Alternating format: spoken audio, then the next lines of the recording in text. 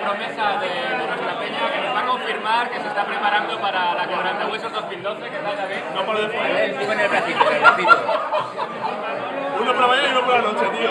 Ahora estira la cabeza que espera que no tengas cuello. Coño, estira la cabeza.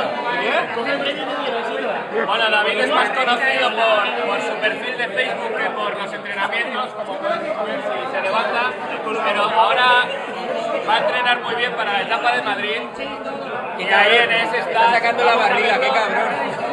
¡Mamón!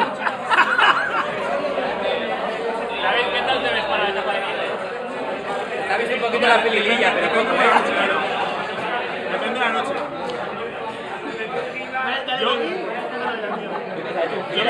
no pido un trío, ¿eh? Para esta, ¿confirmas que te vas a preinscribir en la Quebrantahuesos 2012? Pero poco. Espero que se oiga.